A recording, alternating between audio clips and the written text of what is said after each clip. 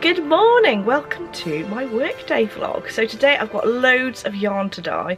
I've got loads of yarn clubs and the yarn of the month colourways to dye up because they need to be shipped by the end of the week really. So I need to dye all those up. I have actually got all the yarn ready. I prepped it yesterday. It took me quite a few hours to do that, but that's all ready to dye, and I've got a bag and a scissor case to make, so I'm hopefully going to get that done today. I wouldn't have had time to do a sort of separate video other than vlogging what I'm actually doing today, so I thought, well, I'll take you along with me.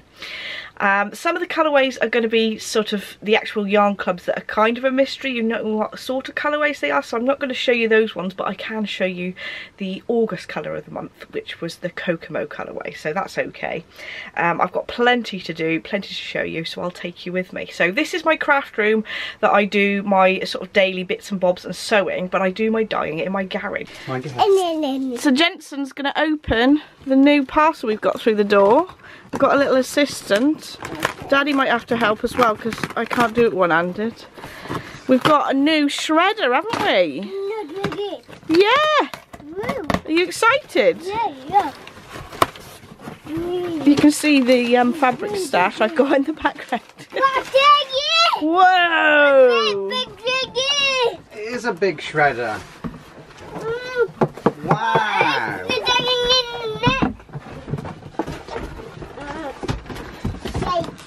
Yeah, it's not something that you can play with though, but you can help us. You can help us open it, yeah. Should we have a look? Yeah. Are you excited? Yeah. Can I help? Yeah. Look, they all. So we've already got a load of fingerprints all over it already, but look how fancy this looks! I've got a big stack of paperwork that I've had for ages that I needed to shred, so I'll have to get on with that later. Actually, Adam, you can do that. Oh good. I'm looking forward to that. I thought I'd give you a sneaky peek of some of the new fabrics and bags that are going to go in the shop next week. They are all Liberty fabrics, gorgeous floral one, and then we've got one with like a mountain scene with the beautiful swallows on. So those two styles are going to go in the shop next week in the 3 different bag sizes.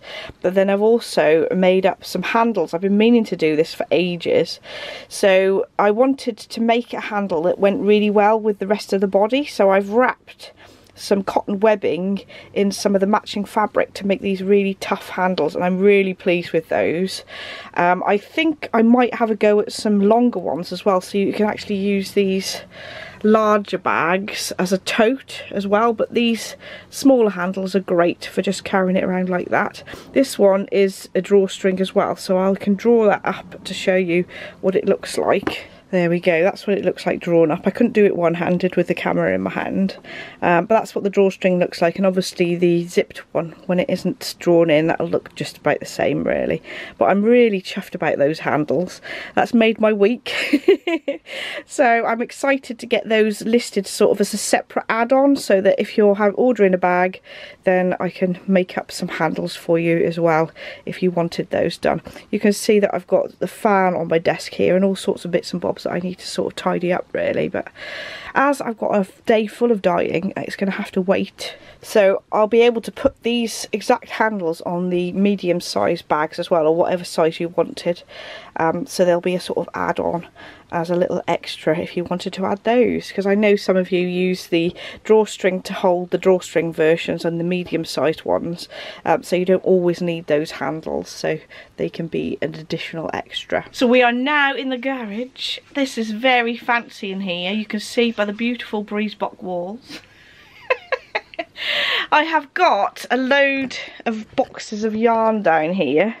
You can see we had 5 of these big massive boxes delivered yesterday. I managed to squirrel away 1 box full of yarn, all in my cupboards, which I have. I've got some up here, some in the drawers down there. Do not look at the state of my garage, it is terrible. These are old units that we had off a friend of Adam's.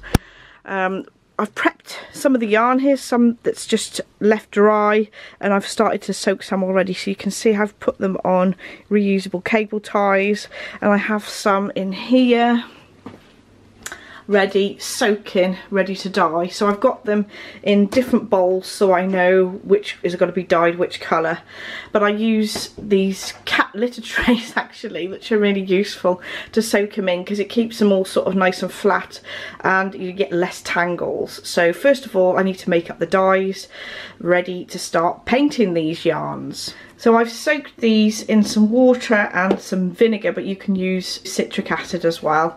Because I use the landscape dyes, they already have an acid in there already, so I just use the vinegar just to make sure that there's enough acidity because we've got hard water. But there we go, I just need to make up the dyes now, ready to paint them. Right, I've got to put my pinny on to stop me getting dye everywhere, and I'm going to put my mask on because I'm going to be weighing out powder. So it's good not to breathe it in, it's really bad for you. Plus, when I actually resuspend the powder with hot water, which is, it's always good to resuspend it in hot water because it goes into solution better, I always think that the vapours smell really bad, so I'd rather wear the mask actually. And I've actually got quite a new one, so it smells all new when I'm breathing in it, which is always good. The other one started to fall apart, so I feel like I've spoilt myself with a new mask. I got mine from Screwfix, I think, the last one I bought. So if you're interested in getting one of these, make sure you get one that's really like high filtration. It won't stop the particles otherwise. Right, so what I need to do is I'm working out how many skeins I need to dye of a particular colour, work out the volume I need to make up and the concentration. So I'm going to do that bit of maths. I've already put the kettle on, ready to resuspend the powders, and then I can start making up the dyes. I like to try and make up a load of dyes, and then I'll start dyeing the first batch, get that steamed and get it microwaved and then steamed, and then start on to the next colour, because colours just seem to get everywhere, so it's good to have a nice wipe around between every colour so that you don't get the colours mixed up. So let's get on with that. I've got my dyes in a drawer behind this box, so because I've got so many of these boxes of yarn, it's going to be a bit tricky getting all this stuff dyed. So first colour, I'm going to get that made up.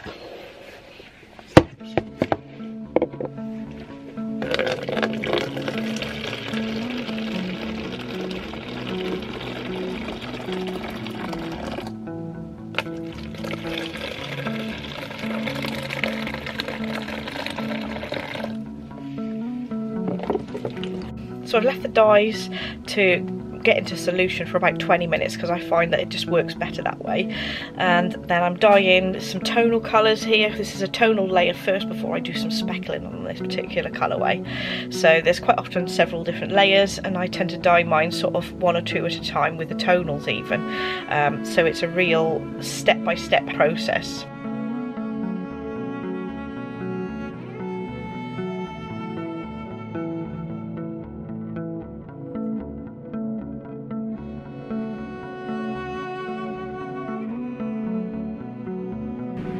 Getting rather warm in here. I've managed to dye the base colour on all of the colour of the month, so I've got to do a secondary layer on that one, but I've got 5 different colours that are going to make up the music from the movies fantasy edition that's inspired by the Dark Crystal. So I've got those 5 different sort of purples mixed up, and I'm going to hand paint those, and I can actually paint 4 at the same time and then pop it into a tub, because I use like the hot dye when I'm painting it. It takes up most of the dye anyway, and I can pop that into the plastic containers, and then I give that a microwave just to get it so that it's fixed enough to then transport over to the steamers, and then I give it another heat using the steamer because I like to make sure it's completely fixed. So hopefully I can show you that as I'm going along. Right, so once I've painted them, gently lift them quickly into the bucket, and I've got these absorbent sponges that I keep at the sides, and I use a separate one for each colourway, and then I wash them. And then I collect any excess dye off the table and squirt it into the bowl, and try not to get any on the floor. To be honest, because I've used the kettle and the dyes are hot when I put them on, most of it gets absorbed when I'm actually painting it, so it does mean that lots of this probably hasn't got a lot of dye in it, but I just put it on just to sort of, just in case, and then it makes sure that there's plenty of moisture in that when I'm going to put it in the microwave. So that's ready to go in the microwave now. I've got another one up here, as well as the microwave behind me.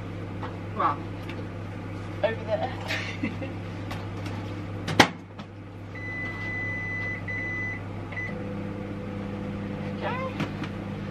Run out of space a bit for the tubs, so I've got a little bit of a table there, but because I've got all these boxes that are right next to me, that's taking up quite a lot of room. So I give the table a bit of more of a dry with a tea towel. I keep these sets of tea towels just for dyeing with, and then I can set up my little sponges again so that it doesn't drip.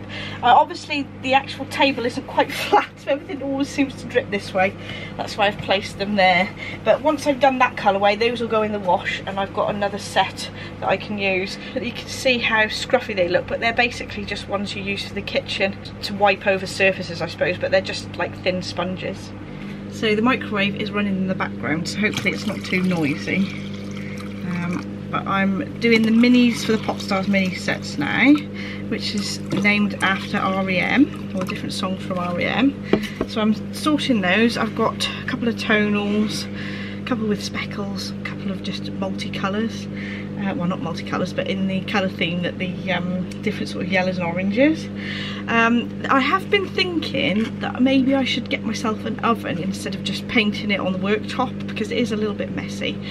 Get an oven. I know that Helen from Giddy Yarns has got some really cool ovens, so I might invest in one of those sometime in the future, because I think it might be really useful for getting those darker tones when I'm doing multiple colours to blend together nicely. So I'm thinking about that, but at some point we are going to be doing the garage up so that it is like a proper room, and having a window instead of just the garage door on the one side, which is very exciting. But that'll probably be next year at some point. But I keep planning ahead and thinking about it. I've got an older pair of rubber gloves on at the moment because I swapped between a couple of pairs. I've got a pair that I had on earlier, but they get really hot and sweaty inside, so I have to switch them over. Sorry, that's not very nice, but you know. So I'm carrying on dyeing. I had some lunch, but Adam and Jensen were away at the dinosaur park for the day, so that's good. It just means that I can get on a little bit more as well. So I've got a few more colours to dye. So I've stopped dyeing. Jensen wants to show his little footballs. I've stopped dyeing because Adam's just doing the tea and Jensen wanted a bit of attention, so I've stopped dyeing for a bit. Once we have tea and Jensen's gone to bed, I will do a bit more dyeing, I think, because I need to get that done today. But no dyeing in bed. No dyeing when you're in bed? Okay, you've been to the dinosaur park today, haven't you? Did you like it? Yeah. Don't go too close to the camera. Anyway, I shall show you a quick glimpse of what Adam's got us for tea, and then it's back to work after Jensen's gone to bed, so I'll let you know how much I get done. Is that nice, Jensen? We've got spaghetti bolognese and jacket potato, and Jensen's got chicken nuggets as well.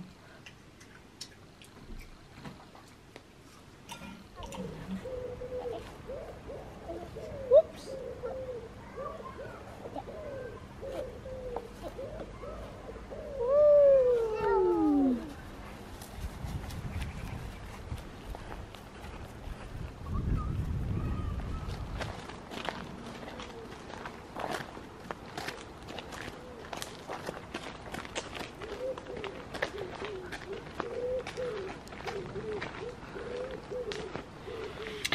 So we took Jensen for a little walk after tea, and it's now 7 o'clock, so I can get on with some more dyeing. So I've done all the actual base dyes. I've just got to do the toppings like the speckling and splashes of colour on a few of the colourways. So I need to get those out, sprinkle that colour on, do a short microwave in the microwave for each of those, and then I've got to steam them in the steamers. So I've already done a batch of yarn in the steamers, and I'll have a second batch to do, which hopefully will take about an hour, and then I can wash those out and get it all sorted, but hopefully be finished by maybe 9:30 or something. And I need to do a few other things then as well. Okay, I am slightly sweaty now. I finished dyeing everything and it's all in the steamers. the first batch I've done is soaking in some wool wash, ready to come out. Actually, I could probably take those out now, spin them, and I can hang them out to dry, and hopefully they should be dry tomorrow because it's pretty hot at the moment. And then I just need to wait for these to finish steaming. I can soak those and I can spin them and put them on the airer. It's been a long day. I don't necessarily always do this, it's just that sometimes I'd rather spend a couple of hours with Jensen at tea time, sort of between 4:30 and 6:30, 7, and then work later, so that I get quite a lot done, but I spend that time with Jensen as well. Otherwise I don't really see him all day, which is crazy. I'm just waiting for the second seamers to finish, but I'm going to get Adam to do the washing on the second batch. He doesn't know yet. Because I am shattered. I've just sent him in the kitchen to make me a nice cup of tea and a homemade waffle. They are actually batch made and frozen. He's already made them the other day, so it isn't like he's making them from scratch. Because that would be really evil of me, wouldn't it? But while he's doing that, I thought I'd quickly show you the layout of my Ariana cardigan that I've got on the floor. So I've just laid out my Ariana cardigan pieces out just so that I can get an idea whether it's going to plan for the size that I'd planned on my little diagram. I've actually uploaded this on Ravelry, so if you wanted to see it on my Ravelry page, I will leave a link down below. But this is what it's going to look like so far. This is just sort of the back panel really, but I just wanted to get an idea of whether my measurements are coming up similar to the ones that I'd calculated on my original calculations, but I'm really pleased with that. I will probably go through this in more detail on the next episode, and I'm hoping that I'll have started putting all this together. I have finished all of the squares. I have done two of the quarter squares, and I'm in the process of making the half square triangles. I've got lots of them where I've done 2 rows, so I'm on the way of getting that done. What I decided to do was on the last bit where I'm doing all the half square triangles, I'm doing them all in one go so I can get them all done. I've got another stack here which will be for the front bits of the cardigan, but because I've got so many missing of the half square triangles, you couldn't really see what the front would look like anyway, so this is supposed to be the sort of back. But there we go, I am very, very excited. So if you haven't seen it before, the Ariana cardigan is going to look something like this. The original pattern is made for Aran weight yarn, but I'm doing it in a fingering weight, and I have put all my calculations on the on my Ravelry page if anyone wants to see. I have noticed that this actually should be 14, not 13 of the half squares, so I'll have to make that, I'll have to amend that and amend the Ravelry page as well. But there we go. I'm not going to have an awful lot of time to do craft this evening, but I just wanted to show you what I have been working on this week. So thank you so much for watching. Don't forget to like and subscribe if you'd like to see more, and I shall see you in the next video. So next week I'm planning on doing a podcast video, so I shall see you then. Bye.